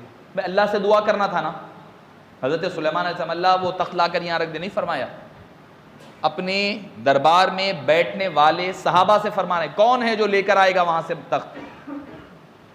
تو پتہ کیا چلا؟ اور اچھا یہ بھی نہیں کہ ہوا پہ آپ کا اختیار ہے، خود ہوا سے منگا لیتے، نہیں، بتلا رہے ہیں دیکھو اللہ نے ایک سے دوسرے کو اس دنیا میں جوڑا ہوا ہے، یہ مانتے ہوئے، یہ یقین رکھتے ہوئے دینے والا اللہ ہے، کسی اور اللہ والے سے استعانت کرنا یہ جائز ہے اور اس کی اجازت بھی ہے اور اس میں فائدہ اور برکت بھی ہے۔ تو حضرت سلیمان علیہ السلام کی اتنی سخت حکومت تھی تو شیاطین جو ہے آتے جاتے تھے، آنا جانا لگا ہوا تھا۔ اس میں ہوا یہ کہ کچھ مسلمان، کچھ جو آپ کے امتی تھے، ان کا تعلق اور رابطہ شیاطین سے ہو گیا۔ ہوتا ہے، شیطان سے مل سکتے، بات چیت ہو سکتی۔ آپ بولیں گے کل سے کوشش شروع کر دیں گے، اس کی بہت مشکلات ہے، آسان نہیں ہے یہ مرحلہ، یہ چیزوں میں جانا نہیں، مگر چونکہ اب درس آیا ہے تو حقیقت بیان کرنا ہے، اس وجہ سے بیان کر رہا ہوں۔ تو شیاطین جنات سے رابطہ ہو سکتا ہے، اس کا علم ہے، حاصل کیا جا سکتا ہے، کر کر کے تعلق ہو سکتا ہے، مگر یہ جائز نہیں ہے۔ تو بہرحال امتیوں کا تعلق جو ہے شیاطین سے جڑ گیا۔ شیطان سے پوچھا، ارے تم یہ کیسا کرتے بھائی، ادھر سے اس کو پلٹا دے رہے ہیں، اس کو مار دے رہے ہیں، اس کو گرا دے رہے ہیں، یہ کر رہے ہیں، وہ کر رہے ہیں، یہ کیسا کرتے تم لوگ؟ شیاطین کیا کرے، کچھ گنڈے تعویذاں سکھا دیے، تعویذاں گنڈے پلیتے، یہ پڑھو، یہ منترا پڑھو، یہ چنتر پڑھو، یہ منتر پڑھو، یہ ہو جاتا ایسا۔ اچھا ٹھیک، علم بھی شروع کر دیے، لکھنے لگ گئے، تعویذاں بنانے لگے، لکھ کے کر کے علم حاصل کرے، شیاطین ان کو سکھانے لگے۔ حضرت سلیمان علیہ السلام کو پتہ چلا تو آپ نے بڑے غصے میں آئے اور آ کر کیا کرے، سارے پلیتوں کو، آصف برقیہ کو حکم دیا، اپنے صحابی کو، جاؤ پورے جمع کر کر کے لاؤ۔ وہ گئے، پورے اکٹھا کرے، لائے، لا کے بعد حضرت سلیمان علیہ السلام اپنا تخت کے نیچے اس کو دفن کرا دیے، پورے تعویذاں جتنے شرکیہ الفاظ وغیرہ تھے پورے دفن کرا دیے۔ اس کے بعد حضرت سلیمان علیہ السلام کا دور گزر گیا۔ گزرنے کے بعد لوگ یہودی کیا کہنے لگے، نہیں حضرت سلیمان نبی نہیں تھے، نعوذ باللہ وہ جادوگر تھے، وہ جادو کرتے تھے۔ تو بولے کیا ہے دلیل، کیا ہے؟ بولے ایک کام کرو، سلیمان علیہ السلام کا تخت اکھاڑو۔ شیطان آیا ایک یہودی کی شکل میں، آ کے بولا ان کے تخت کے نیچے پورے منتروں کے پورے پلیتے ہیں، ان کا بنیاد جو تھی ان کے تخت کی جادو پہ تھی۔ بولے کیسا؟ کھودے تو اندر سے نکالے تو کیا ہے، اندر سے پورے تختے پلیتے نکل رہے ہیں جادوگری کے۔ تو یقین کر لیے کہ حضرت سلیمان علیہ السلام کی تخت کی حکومت کی بنیاد جادو پر تھی، جبکہ اللہ فرما رہا ہے وما کفر سلیمان، سلیمان نے کفر نہیں کیا، ولکن الشیاطین، بلکہ شیاطین نے کفر کیا، کفروا جنہوں نے کفر کیا، یعلمون الناس السحر جنہوں نے لوگوں کو جادوگری سکھائی۔ تو جادوگری سیکھنا سکھانا دونوں کفر ہے، حرام نہیں، بلکہ من سحر فقد کفر، جس نے جادوگری کی اس نے کفر کیا۔ تو جادوگری کرنا یا سیکھنا دونوں بھی کفر ہے۔ جادوگری ہوتی کیا کہ بھئی شیاطین سے رابطہ ہوتا۔ شیاطین کیا ہے، چونکہ آسمان میں رہ کے آیا نا شیطان ایک ابلیس، شیاطین وہ قسم ہے، اور شیاطین کیا ہے، شیطان آسمانوں میں رہتا تھا پہلے، ابلیس، تو اس کو معلوم ہے کون سے کہاں کب جو ہے انفارمیشن پاس ہوتی، کون مرنے والا ہے، کون جینے والا ہے، ڈے بائی ڈے جو ہے انفارمیشن پاس ہوتا۔ ڈپارٹمنٹ عبادت تھا، مواصلات کا، کمیونیکیشن اور انفارمیشن کا ڈپارٹمنٹ سے الگ الگ، تو یہ انفارمیشن نکل کے ملائکہ کو دی جاتی۔ تو آسمانوں میں جب یہ موومنٹ ہوتا انفارمیشن پہنچانے کا، تو شیطان کیا کرتا، آسمانوں میں چڑھتا جاتا قریب کوئی انفارمیشن لانے کے لیے، ایک آدھ کا نیوز کانوں میں پڑ جاتی، اس کے سن لیتا۔ فرشتے کیا کرتے، انہیں آیا سو دیکھ کے شہاب ثاقب کو، تاروں کو لے کے مارتے، اس سے شیطان کو تاروں سے پھینک کے مارتے۔ تو شہاب ثاقب جو تارے ٹوٹتے، جو زمین میں گرتے، تارے ٹوٹ رہے ہیں بول کے ہم دیکھتے اکثر، وہ یہی ہوتا۔ الا من خطفت الخطفۃ فاتبعه شہاب ثاقب، سورہ صف میں ہے، صافات میں ہے، سورہ صافات میں اللہ نے ذکر کیا۔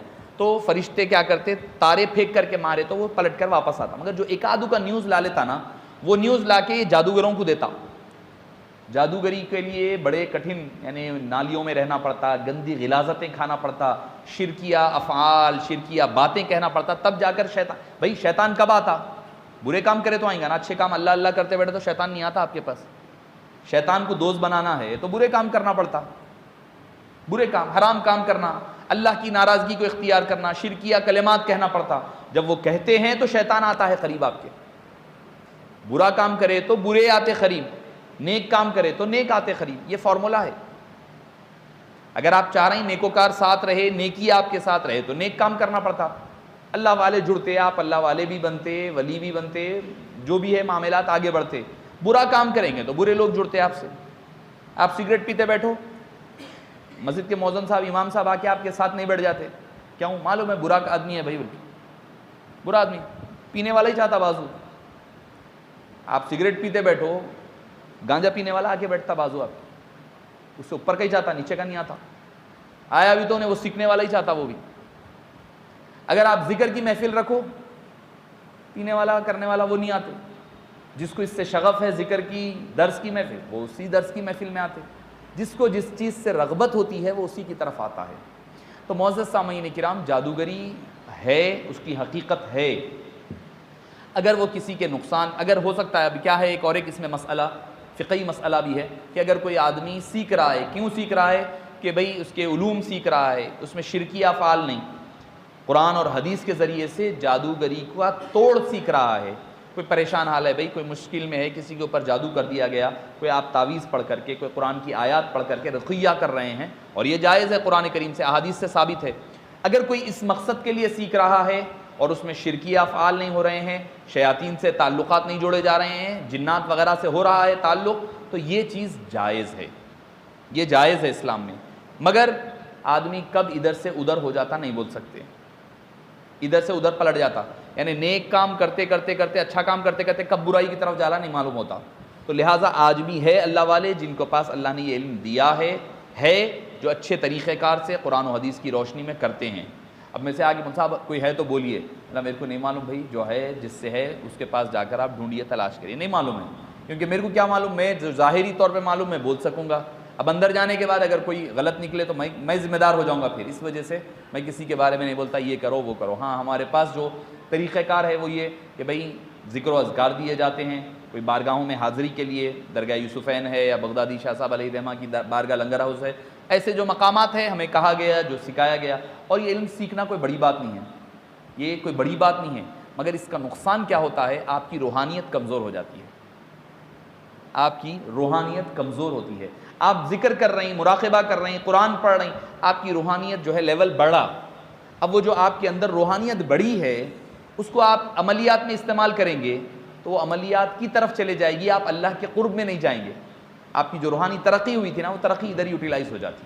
تو اس وجہ سے ہمارے بزرگانہ نے دین نے، حضرت پیر ابوالبرکات علیہ رحمہ ہو، حضرت پیر ابوالفدا علیہ رحمہ ہو، بابا حضور علیہ رحمہ، یہ عملیات میں نہیں جاتے، اور اکثر فرمایا بھی کرتے، اکثر یہ ہوتا اس کا اثر ہوتا، اگر کوئی اثرات ہے کسی کے اوپر، آپ اگر پڑھیں گے نا، میں خود میرا تجربہ بول رہا ہوں، کئی مرتبہ ہوتا ہے کوئی آئے پڑھانے کے لیے کرنے کے لیے تو اس کا الٹا اثر ہمارے اوپر ہوتا ہے، صحت پر بھی ہوتا ہے، روحانیت پر بھی ہوتا ہے۔ آپ پڑھو کسی کو، پڑھ کر پھونکو ڈائریکٹلی تو اس کی وجہ سے جسم میں کمزوری ہوتی ہے، جسم کے اندر کبھی بخار آ جاتا، کبھی بیمار پڑ جاتے، ہوتا ہے یہ اثرات اس کے مرتب ہوتے ہیں۔ تو بہرحال میں عرض کر رہا تھا کہ کفریہ اور شرکیہ تعویذیں بنانا یا اس سے ذریعے سے جادوگری کرنا، لڑانے جھگڑنے کے لیے، لوگوں کو نقصان پہنچانے کے لیے، یہ کفر ہے۔ جو کوئی یہ کرے گا دنیا میں بھی وہ عذاب میں مبتلا ہوگا، آخرت کا عذاب تو پکا ہے۔ اس کے علاوہ کوئی اس لیے سیکھ رہا ہے تاکہ لوگوں کے لیے فائدہ بخش بن سکے، لوگوں کے لیے فائدے کے لیے بنے، تو ٹھیک ہے، اس کی جواز کی گنجائش ہے۔ تو بہرحال حضرت سلیمان علیہ السلام نے کفر نہیں کیا، بلکہ شیطان نے لوگوں کو سکھا کر کے اس نے کفر کیا۔ اور وما انزل، اچھا یہ ایک واقعہ، اور دوسرا واقعے کی طرف اشارہ ہو رہا ہے، وما انزل علی الملکین، ہم نے نازل نہیں کیا، اللہ نے نہیں اتارے گئے ملائکہ، دو ملائکہ، ببابلا، بابل شہر میں، جن کا نام تھا ہاروت اور ماروت۔ اب اس کے بارے میں آتا ہے کہ حضرت سیدنا مولا مشکل کشا رضی اللہ عنہ، علی مرتضیٰ رضی اللہ عنہ سے مروی ہے یہ روایت، کہ مسند امام احمد بن حنبل میں بھی آئی ہے یہ روایت، اس سے ریلیٹڈ روایت بی بی عائشہ رضی اللہ عنہا سے۔ وہ کیا کہ حضرت ادریس علیہ السلام کے دور کا یہ واقعہ ہے، یہ واقعہ جو ہاروت اور ماروت کا ہے، حضرت ادریس علیہ السلام بہت پرانے نبی ہے، حضرت نوح علیہ السلام کے دور کے نبی۔ تو ہاروت اور ماروت دو فرشتے تھے، فرشتوں میں بحث ہونے لگی کہ بھئی اے اللہ، تو نے انسان کو پیدا کرا، کتنی نافرمانی کر رہا، دیکھ وعدہ کر کے گیا تھا نہیں کرتا ہوں بول کے، سب الٹے کام کر رہا، اللہ کی نافرمانی کر رہا۔ تو اللہ تعالیٰ نے فرمایا دیکھو کہ انسان چونکہ ان کے اندر میں نے برائی اور اچھائی کی تمیز بھی دی ہے، خواہشات بھی دیے ہیں، جذبات بھی دیے ہیں اور اختیار بھی دیا ہے، اس وجہ سے یہ کرتے ہیں، اگر میں تم کو بھی یہ دوں گا تو تم بھی وہی کرو گے۔ نہیں اللہ ہم نہیں کر سکتے، ہم یہ کریں گے ہی نہیں، اگر تو ہمیں اختیار بھی دیں گا نا تب بھی ہم نہیں کریں گے۔ اللہ نے فرمایا ٹھیک ہے، لہذا دو فرشتوں کا انتخاب کرو۔ انتخاب کے دوران، سلیکشن کے دوران، ہاروت اور ماروت نامی دو فرشتے آئے، سلیکشن ہوا ان کا۔ ایک کام کریں گے، ہم ان کو دن بھر زمین پر انسان بنا کر بھیجیں گے، یعنی اختیار ہے، خواہشات ہے، لذتیں سب ہے، زمین پر بھیجیں گے۔ شام میں کیا کرنا، اسم اعظم سکھا دیا گیا تھا ان کو، اسم اعظم پڑھنا، اوپر آ جانا، فرشتوں میں مل جانا، صبح انسان شام میں ملائکہ، ہو گئی بات، ڈن، ڈیل ڈن، گئے۔ آپ جا رہے ہیں، لوگوں کو اچھائی کی تعلیم دے رہے ہیں، دن بھر ان کے ساتھ اچھائی سے رہ رہے ہیں، رات میں آ جا رہے ہیں، دن بھر چل رہا ہی ہے، روٹین چلا چلا چلا، کئی مہینوں سالوں تک چلا۔ اب اس کے بعد ایک مسئلہ کہاں گیا، ایک خاتون تھی جو بڑی خوبصورت ترین، اس کے دام فریب میں خواہشات ہے، لذتیں ہیں، اس کی طرف راغب ہوں۔ اب جب قربت ہوئی، اور اس کے بارے میں تفسیر عزیزی میں آتا ہے، اس خاتون کا نام تھا زہرا، زہرا اس خاتون کا نام تھا۔ تو لہٰذا اس نے کہا کہ بھئی میرا شوہر ہے، شوہر کے بغیر رہتے ہوئے میں برائی کی طرف نہیں آ سکتی، میرے شوہر کو قتل کر دو، اور دوسری چیز ہمیں وہ اسم اعظم سکھا دو، اسم اعظم سکھا دو، اور برائی کی طرف آؤ، اور جو ہے پھر زناکاری کی طرف بلایا، کئی چیزوں کے، شراب پینے کی طرف، 3-4 آپشنز رکھے۔ فرشتوں نے سوچا کہ بھئی اسم اعظم اللہ کا راز ہے، ہم نہیں دے سکتے، کسی کا قتل بہت بڑا گناہ ہے، زنا اور بڑا گناہ ہے، لہٰذا کیا کرنا، سب سے کم ترین چیز کیا ہے، شراب ہے، ٹھیک ہے شراب پی لیتے ہیں، شراب پیے، شراب پیتے ہی شراب کے نشے میں وہ خاتون کو اسم اعظم بھی بتا دیے، اس کے شوہر کو قتل بھی کر دیے، زناکاری بھی ہو گئی۔ اب شراب کا نشہ جب اترنے کے بعد وہ اسم اعظم جو اللہ نے سکھایا تھا وہ بھول گیا، برکت چلی گئی، اسم اعظم کی برکت چلے گئی۔ تو کئی بار نوجوان بچے ہیں، کئی بار ایسا ہوتا ہے کہ اللہ کے ہم ذکر وغیرہ کے ذریعے سے اللہ کا قرب حاصل ہو جاتا، مگر اگر ہم اس چیز کو لیول کو مینٹین نہیں کرے، چلے آتی وہ نعمت، واپس نہیں ملتی، پھر بھول گئے اسم اعظم۔ اب اسم اعظم پڑھے تو اوپر جانا ہے نا، اللہ سے توبہ کرنا ہے، بھول گئے، ختم۔ جو خاتون تھی جس نے سیکھ لیا وہ اوپر اللہ کے قرب میں پہنچ گئی۔ تو تفسیر روح المعانی میں ہے کہ وہ خاتون کو اللہ نے، چونکہ گناہ بھی ہوا ہے اور پھر اس کا تعلق ملائکہ سے نہیں ہے، اللہ تعالیٰ نے اس کو تبدیل فرما کر کے ایک ستارہ بنا دیا، اور اس کا نام جو زہرا ستارہ ہے اس کا نام رکھ دیا گیا۔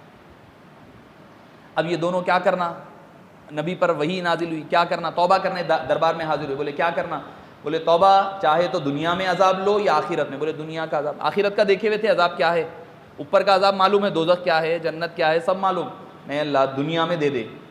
تو بولے ان کو قتل کروا کر کے ان کو الٹا لٹکا دیا گیا بابل شہر جس کو بیبلون بھی کہا جاتا ہے، بیبلون جو شہر مانا جاتا ہے، جو عراق کا ایک شہر ہے بابل، تو اس شہر کے ایک جنگل کے ایک اندھیرے کنویں میں ان کو الٹا لٹکا دیا گیا، اور ان الٹے لٹکے ہوئی دیکھا گیا۔ آپ صلی اللہ علیہ وسلم کے وصال کے بعد ایک خاتون حضرت بی بی عائشہ کے پاس آئی اور آ کر کہنے لگی کہ میں سرکار سے ملنے آئی، فرمایا کہ نہیں سرکار تو دنیا سے پردہ فرما چکے۔ تو اس نے کہا کہ میں نے یہ دیکھا ہے خواب میں، جب گئی تو میں نے دیکھا کہ بھئی 2 لوگ جو ہاروت اور ماروت ہے بابلون کے اندھے کنویں میں الٹے لٹکے ہوئے ہیں۔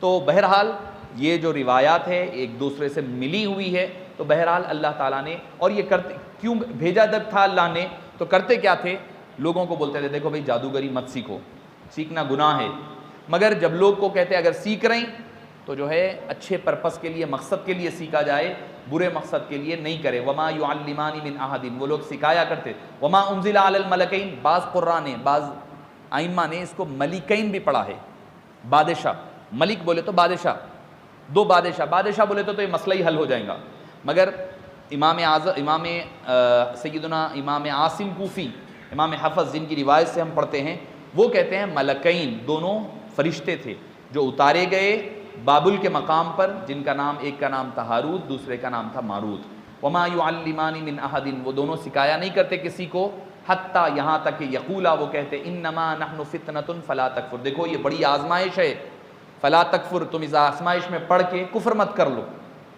سیکھ رہے ہیں تم جادوگری سیکھو، جو صحیح طریقے سے وہ بتاتے تھے۔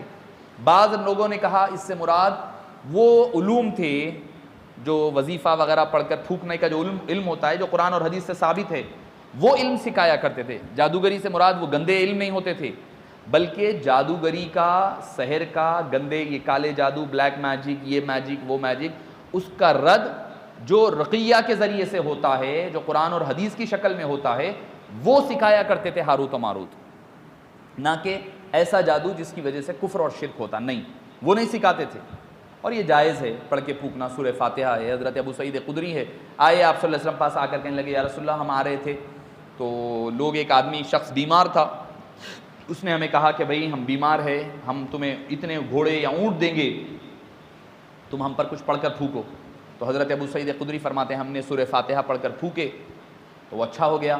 تو انہوں نے ہدیے کے طور پر پیسے، نذرانی کے طور پر اونٹ دیے ہیں، کیا وہ لینا جائز ہے یا نہیں ہے؟ تو آپ صلی اللہ علیہ وسلم نے فرمایا وہ تمہارے لیے بھی جائز ہے، اس میں میرا بھی حصہ ہے، میرے لیے بھی حصہ رکھنا، کیونکہ سرکار سکھائے تھے نا ان کو، سرکار سکھائے تھے تو پہلا حصہ سرکار کا تھا، فرمایا میرا بھی اس میں حصہ ہے۔ تو مانگ کر نہیں لینی چاہیے، اگر کوئی اپنے طور پر اگر دے دیتا ہے تو وہ لینا جائز بھی ہوگا۔ تو بہرحال اب بولیں گے، کوئی بولیں گے صاحب ہم 100 مرتبہ بھی پڑھے تو اثر نہیں ہو رہا، آپ بول رہے ہیں 1 مرتبہ پڑھے تو اثر ہو گیا تھا، ہم 100 بار بھی پڑھ لیتے بیٹھے تو اثر نہیں ہو رہا، کیسا ہوئیں گا اثر؟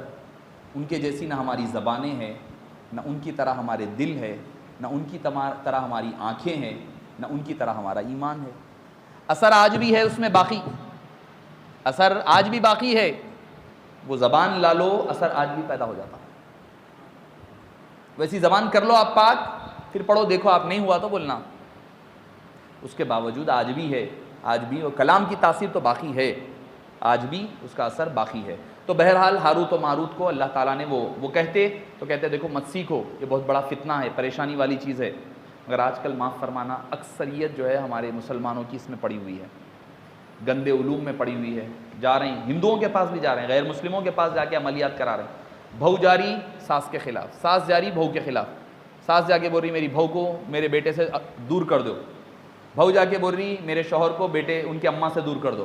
اب کس کی سننا انہیں بھی مزے لے رہا انہیں، دونوں بھی اس کا نہیں جا رہے ہیں۔ طرفہ تماشا کیا ہے، ایک کے پاس بہو جا کے بول رہی میرے شوہر، انہیں کیا کر رہا انہیں بھی کھیل رہا، بہو سے بیٹا اماں سے کیسا قریب ہے نکال لے رہا انفارمیشن، نکال کے جب اماں آئی تو بول رہا آپ کا بیٹا ایسا ہے نہیں، ابھی نے ارے صحیح بولا انہیں تو ایسے ہو رہا، میرا بیٹا میرے ساتھ ایسے کر رہا، میرے ساتھ اکیلے میں آ کے بہو کی شکایت ہو، اماں سے بیٹے کی انفارمیشن نکال لے رہا بیوی کے ساتھ کیسا ہے، بیوی آئی تو بول رہا تمہارا شوہر تمہارے ساتھ ایسا ہے نا، ابھی نہیں یقیناً ارے ہو بھائی یہ بات تو صحیح ہے۔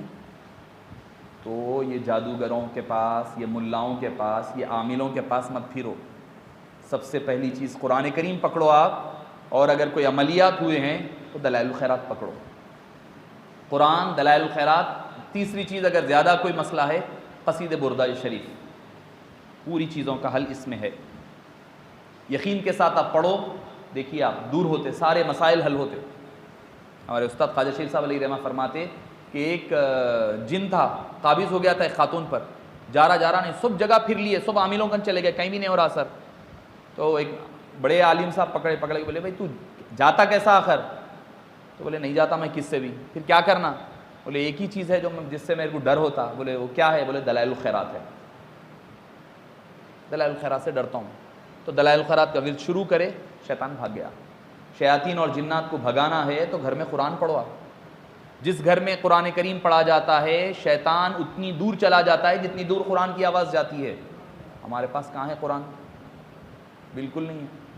پڑھ رہے بھی تو مسجد میں آ کے قرآن لے کے پڑھ رہے ہیں، ارے بھائی گھر میں پڑھو، گھر میں تو یقیناً مسجد میں بھی پڑھیے آپ، برکتیں ہیں یقیناً ملتی ہیں، مگر گھر میں ضرورت زیادہ ہے، گھروں میں بے برکتی ہوئی بھی ہے، جنات و شیاطین کو بھگانا ہے۔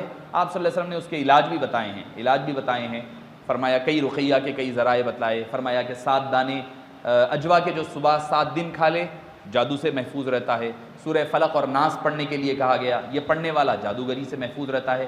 آیات سحر ہے جو حضرت موسیٰ علیہ السلام وغیرہ پر، ایتونی بساحر علیم فلما جاء السحرۃ فرعون، یہ جو آیات ہیں ان کی جو آیات ہے الگ سے، وہ جادوگری اگر کسی پر اثرات ہوئے تو پڑھنے کے لیے ہے۔ سورہ زلزال وغیرہ ہے، اس کا ایک خاص طریقہ کار ہے، وہ طریقہ کار کے مطابق اگر پڑھا جاتا ہے تو جادوگری وغیرہ سے پاک اور صاف ہو جاتا ہے۔ اگر کسی کے اوپر اثرات ہو جائے تو بیری کا پتہ لے کر کے اس کو پانی کو ابالیں، بوائل کریں، اور اس سے 7 دن مسلسل غسل کریں اس نیت کے ساتھ کہ جو اثرات ہوئے ہیں وہ دور ہو جائیں۔ اور کئی طریقہ کار ہے، اب چونکہ یہ کلاس تو ہے نہیں جادوگری سکھانے کی یا پھر عملیات کی کلاس ہے نہیں، میں خود تو کرتا نہیں ہوں، مگر اگر کوئی آئے ضرورت مند تو ان کو بتانے کی حد تک کہ آپ اپنے طور پر یہ عمل کر لیا کریں۔ فَيَتَعَلَّمُونَ مِنْهُمَا، وہ سکھایا کرتے تھے وہ سیکھا کرتے تھے ان سے، جادوگری سیکھتے تھے. کیوں سیکھتے تھے؟ ما یفرقون بہ بین المرء وزوجہ، میاں بیوی میں جدائی ڈالنے کے لیے. یہ قصہ پہلے سے آ رہا ہے. میاں بیوی کو لڑانے کا قصہ آج کا نہیں ہے، پہلے سے چل رہا ہے. جادوگری کر کے میاں بیوی کو لڑانا ہم سمجھ رہے ہیں آج کا ہے، یہ مسئلہ نہیں، آج کا نہیں ہے، پہلے سے چلا رہا. حضرت ادریس علیہ السلام کے دور سے چل رہا ہے مسئلہ. تو مطلب یہ ہے کہ جو بھی میاں بیوی میں لڑا کے جدائی ڈال رہا، کوئی بھی ہو سکتا وہ، تو سمجھ جاؤ یہ کہیں نہ کہیں شیطان کا یہ ایک ہتھیار ہے. فَيَتَعَلَّمُونَ مَا يُفَرِّقُونَ بِهِ بَيْنَ الْمَرْءِ وَزَوْجِهِ، اس جادوگری کے ذریعے سے میاں بیوی کو الگ کیا کرتے، جدائی ڈالا کرتے تھے. وَمَا هُمْ بِضَارِّينَ بِهِ مِنْ أَحَدٍ، کوئی اس سے ضرر نہیں پہنچایا کر سکتا إِلَّا بِإِذْنِ اللَّهِ، جب تک کہ اللہ کی مرضی ہے. نہیں، اللہ راضی نہیں ہے اس سے. جادوگری سیکھنے سکھانے سے اللہ راضی نہیں ہے، مگر کیا یہ اس کا ضرر تبھی پہنچ سکتا جب اللہ اجازت دے، تب اللہ چاہے تبھی نقصان پہنچ سکتا. آپ لاکھ جادوگری کر لیں، آپ سن کے حیرت کریں گے. اس قدر ہمارے پاس یہ عملیات وغیرہ عام ہو گئے ہیں. اگر کوئی اچھا میرے پاس آئی سو بات بول رہا ہوں میں، آپ سن کر حیرت کریں گے. انہوں اچھا کام کر رہے ہیں دین کا، وظیفے پڑھ رہے ہیں، انہوں اچھا نہیں کرنا بولے. یہ حقیقت بول رہا ہوں میں، میرے پاس اب کیا بتاؤں میں آپ کو، ہوئی سو بات بتا رہا ہوں میں. ایک جگہ تقریر ہو رہی ہے، مقرر تقریر کر رہے ہیں عالم دین، پیچھے بیٹھ کر کے وظیفہ پڑھا جا رہا ہے، انہوں تقریر خراب کرنا بولے. یہاں تک گر گئے ہیں ہم لوگ، اس سطح تک گر گئے ہیں. دین کا کام کر رہے ہیں، انہوں اچھا کر رہے ہیں، زیادہ کر رہے ہیں. کیا کرنا؟ یہ ایسا کر دو فلاں. اس کا کوئی نہ کوئی طریقہ کار سے اثرات مرتب ہوتے ہیں. تو معزز سامعین کرام، یقیناً کوشش انسان لاکھ کر لے، مگر اللہ کی جب تک اذن اور مرضی شامل نہیں ہوتی کوئی نقصان نہیں پہنچا سکتا. آپ کو اثرات سے بچنے کا آسان وظیفہ، صبح اٹھیے، اٹھتے ہی پہلا کام موبائل نہ کو دیکھیے. ہم نا ایسا اٹھ کے دیکھ رہے ہیں آج کل، کبھی کبھی میرے ساتھ بھی ہو رہا، اٹھتے ہی پہلا کام موبائل. جیسا کہ پرائم منسٹر ہے، ہم نا کوئی میسیج آیا ہوا ہے، مس کال پرائم منسٹر کا پڑا ہوا ہے، پلٹا کے ہلو مسٹر مودی، میں بھول گیا تھا، میں مس کال پڑ گیا تھا، نیند میں تھا، پلٹا کے کال کرنا ہے. جیسا پہلے اٹھتے ہی موبائل دیکھ رہے ہیں، نیٹ وائی فائی آن، جلدی آن کر رہے ہیں. پہلے کیا ہے، پہلے پورا دیکھ کے ایک 10 منٹ کیا، ہاں سکون پڑ رہا. اس کے بعد پھر دوسرا کام کیا ہے، ہم لوگ اٹھ رہے ہیں. کیا ہے؟ اٹھتے ہی پہلے اللہ کی حمد و ثنا بیان کرنا. الحمدللہ الذی احیانا بعدما اماتنا والیہ النشور. تمام تعریفیں. بھائی اٹھے کیسا؟ اپنے سے اٹھے، آپ الارم پہ اٹھے. اللہ تعالیٰ جب آپ سو جاتے نا، روح نکل جاتی جسم سے، ادھر ادھر پھرتی. بھائی آپ سو رہے ہیں حیدرآباد میں، شکر گنج میں سو رہے ہیں، کبھی آپ کی روح جو ہے لندن چلے آ رہی، کبھی دلی، کبھی ادھر، کبھی ادھر، کبھی مکہ، کبھی مدینہ. کہاں جا رہی؟ اسکول جا کے آ رہے ہیں آپ. صبح میں اٹھے تھے، ارے کہاں تھا میں؟ ارے نہیں، وہ خواب تھا. خواب کیا ہوتی؟ روح جگہ جہاں جاتی نا، وہ ہے وہ خواب. اگر انہیں واپس نہیں آئی تو اندر ختم، بس پھر انا للہ و انا الیہ راجعون پڑھنا پڑتا. انہیں ہر دن واپس آ رہی ہے آپ کے اندر، اسی لیے تو دعا سکھا رہی ہیں. الحمدللہ الذی احیانا بعدما اماتنا. تمام تعریفیں اس رب کے لیے ہے جس نے ہمیں زندہ کیا مر جانے کے بعد. سونا موت ہے، اللہ پھر سے زندگی آپ کو ہر دن دے رہا. پھر بول رہے ہیں وَإِلَيْهِ النُّشُورُ، ہاں ایک دن آخر میں جانا ہے. یہ دعا پڑھنا، یہ اٹھے بعد. اس کے بعد آیت الکرسی پڑھنا. صبح اٹھے بعد، رات میں سونے سے پہلے دونوں بار. جو صبح پڑھ لیتا ہے شام تک وہ حفاظت میں رہتا ہے، جو شام میں پڑھ لیتا ہے وہ صبح تک حفاظت میں رہتا ہے. غذاؤں میں شہد کھانا، کھجور کھانا. شہد ہے، انجیر ہے، کھجور ہے، زیتون ہے. یہ جادوگری سے آپ کو محفوظ رکھنے والی چیزیں ہیں. طب نبوی آپ اٹھا کر پڑھیں، جادوگری سے بچنے کی یہ چیزیں حبیب پاک صلی اللہ علیہ وسلم نے ذکر فرمائی ہے. تو لہٰذا اگر آپ جادوگری سے اثرات سے بچنا ہے، یہ چیزیں کھاؤ. اپنا بیکار چیزیں، چپسوں کے پیکٹاں کھا رہے ہیں، وہ کیا ہی کھا رہے ہیں بچے آج کل. کھجور کوئی بھی نہیں کھا رہا. گھر رمضان آیا تو روزہ کھولنے کا، وہ بھی آدھا ہونا گتے، آدھا ہونا، وہ بھی توڑ کے آدھا کھجور لے رہے ہیں اس میں سے. حقیقت بول رہا ہوں، بچے کمزور ہے، کچھ بھی نہیں، طاقت نہیں ہے، بیکار. ادھر چل رہے ہیں، ادھر ڈھل رہے ہیں، ادھر گر جا رہے ہیں، ادھر گر جا رہے ہیں. دھوپ نہیں برداشت ہو رہی، سردی نہیں برداشت ہو رہی. کیوں نہیں ہو رہی؟ دم نہیں ہے، طاقت نہیں ہے. ارے جو اسلام نے، قرآن نے آپ کو جو غذائیں دی ہے جنتی، وہ غذاؤں کو آپ استعمال کریں. ہمارے پاس آئندہ 28 تاریخ کو اسلامک ایگزیبیشن ہونے والی ہے. میں نے کہا کہ ایک اسٹال بناؤ پورے, آپ صلی اللہ علیہ وسلم کی غذائیں پوری ایک اسٹال رکھو, آپ معلوم تو ہونا کیا غذا آپ صلی اللہ علیہ وسلم کھایا کرتے تھے. ایک اسٹال رکھیں گے, پورے کھانے کی نہیں رہیں گی, جس کو کھانا ہے بتا دیتے یہ ہے دیکھو کھانے کی چیز, آپ جا کے بازار کو لے کر آئیے, ہمارے ساتھ مل کر کھائیے انشاءاللہ. تو بہرحال معزز سامعین کرام, جادوگری سے بچنے, اثرات سے بچا کرتے ہیں. اور نوجوان بچے ہیں, ناپاک نہیں رہنا. ناپاک رہنا, بغیر غسل کے رہنا, یہ شیطان کے اٹیک فوری ہوتا ہے. آپ کو اثرات ہونے کے لیے سب سے بڑا ہتھیار ہے ناپاک شخص. گندگی کو پسند کرتا شیطان, گندے اثرات گندے شخص پر. ناپاک ہو گئے, غسل کی حاجت ہے, فوری غسل کر لینا. تو یہ ہے صبح آیت الکرسی, شام میں آیت الکرسی. صبح میں قل هو اللہ 3 بار, قل اعوذ برب الفلق, قل اعوذ برب الناس ایک بار, اور قل یا ایھا الکافرون. قل یا ایھا الکافرون ایک بار, قل هو اللہ 3 بار, قل اعوذ برب الفلق ایک بار, قل اعوذ برب الناس ایک بار.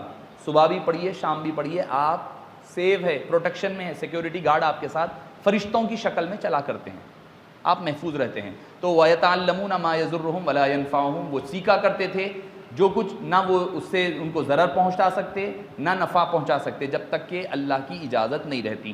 وَلَقَدْ عَلِمُوا, وہ حقیقت میں وہ جانتے تھے, لَمَنِ اشْتَرَاهُ مَا لَهُ فِي الْآخِرَةِ مِنْ خَلَاقٍ, جو کچھ یہ کما رہے ہیں سیکھ کر کے, جادوگری سیکھ کر کے, ان کے لیے آخرت میں کوئی حصہ نہیں ہے. خلاق کہتے ہیں حصے کو, پورشن, کوئی فائدہ کوئی چیز ملنے والی نہیں ہے آخرت میں.